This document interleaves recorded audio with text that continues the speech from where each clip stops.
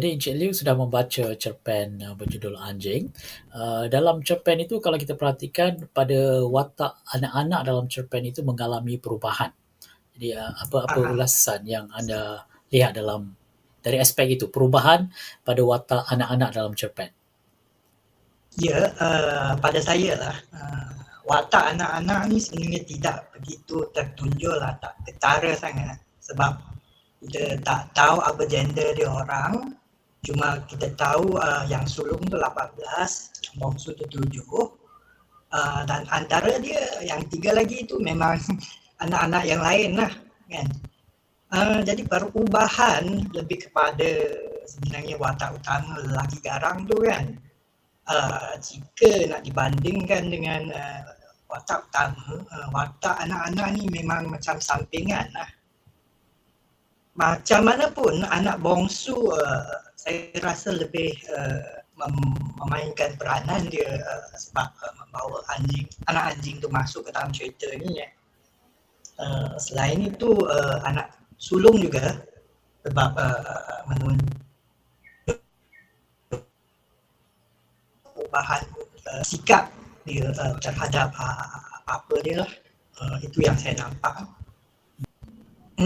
Mula dia cakap dia lelaki garang kan, sampai akhir-akhir tu isteri bagi komen dia hati sudah berlembut. Jadi garang lembut tu memang nampaklah kontras dia. Disebabkan apa cerita ni ingin menunjukkan bahawa anak anjing tu yang mengubahkan perangai si lelaki tu. Tapi kalau tinjau teliti mungkin bukan itu sahaja sebabnya.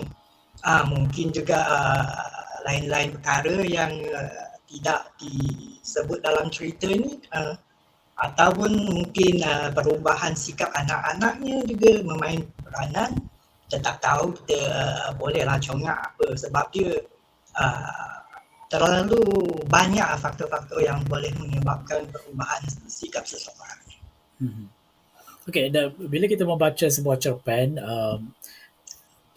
kita sebagai pembaca juga akan mengalami sesuatu dari sama ada dari segi emosi, dari segi perasaan atau dari segi pemikiran. Jadi semasa Encik Liu membaca cerpen ini, apa contoh-contoh yang dialami? Emosi ya, dari segi emosi saya tak nampak sangatlah pada emosi saya sendiri sebab kadang sendiri tak nampak cermin kan, tak tahu para super sendiri macam mana. Tapi saya agaklah saya boleh membaca sedikit plot tu, bagaimana perubahan yang disebut, yang dibincangkan tadi tu, bagaimana turut juga mempengaruhi pandangan saya pada dunia ini juga. Jadi itu memang salah satu fungsi sastra lah. Dia mampu kata Aristotle kan, katarsis tu membersihkan jiwa kita. Mungkin itulah ada emosi pada diri saya ni lah. Jadi memang adalah perubahannya. Dan untuk seterusnya, sebab Encik Liu sudah membaca cerpen itu, boleh bacakan sedikit petikan yang paling Encik Liu sukai. Okey, saya sudah pilih di muka surat 26 yang dalam cerpen ni ya. Saya baca teruslah. Boleh ya? Ya, silakan. Okey. Dari mulalah. Namun, anak anjing tersebut nampaknya sedar bahawa kehadirannya tidak disenangi oleh ketua rumah. Tak lagi apabila ia sering sahaja menjadi mangsa tendangan, pukulan, cemuhan dan makian ketua rumah berkenaan. Namun, di tengah-tengah segala kejadian itu, si isteri atau si ibu terasa puas. Dia sedar bahawa suaminya semakin lemah. Lelaki yang suatu masa dahulu pernah menguasai sepenuhnya hidup segala isi rumah berkenaan, kini ternyata sudah tidak berkuasa mutlak. Sementara itu, Anak anjing kenaan terus dipelihara oleh si anak bongsu dengan penuh kasih. Diberinya segala apa yang perlu kepada anjing itu. Namun sebagaimana biasa minat anak itu tidak lama, tidak sampai 6 bulan, dia sudah tidak meminati anjingnya. Malah yang menentang, memaki dan mencemooh anjing itu bukan lagi si ayah, tetapi si anak bongsu tadi. Ya, sampai sini sajalah. Okey. Jadi Encik Liu telah membacakan petikan cerpen anjing. Cerpen ini sebenarnya tersiar lama ya, di Mingguan Malaysia 26 April 1998, lebih 25 tahun lalu. Saya rasa 25 tahun ni cukup abad, lama jugalah bagi usia seseorang tu. Tapi untuk karya 25 tahun tu tak lama sangat.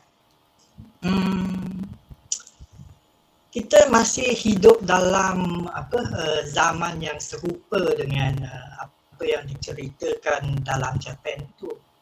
Kita masih lagi membayar tu. Walaupun cerpen tu tidak membawa masuk perkara yang belum lagi berlaku pada masa itu, sudah tentu. Tapi sekarang kita masih ada lagi orang membelah anjing, masih ada pemandu lori, masih kita berkahwin, berkeluarga. Jadi sudah tentu masih dapat kita menghayati apa yang berlaku dalam cerita itu. Bagi saya sendirilah, saya agak tertarik dengan persamaan watak dengan saya sendiri, sebab saya juga pernah menjadi pemandu lori, ayah saya juga pernah menjadi pemandu lori. Tak pernah kita orang, saya dengan ayah saya menampatkan anjing dekat lori tu. Saya rasa sangat cuai lah lelaki tu. Ataupun mungkin dia tak waras apabila sudah berfikir bukan selepas kehilangan kuasa mutlak dia mungkin.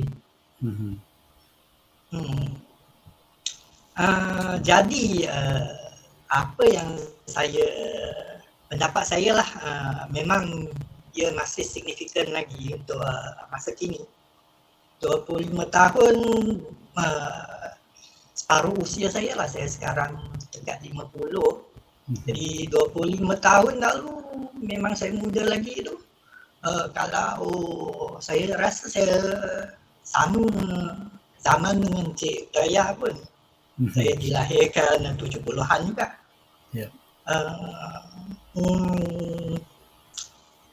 Tak tahulah kalau bagi orang yang lebih muda lagi, mungkin mereka kurang penghayatan pula, sebab memang ada juga 25 tahun yang membawa perubahan yang ketara juga.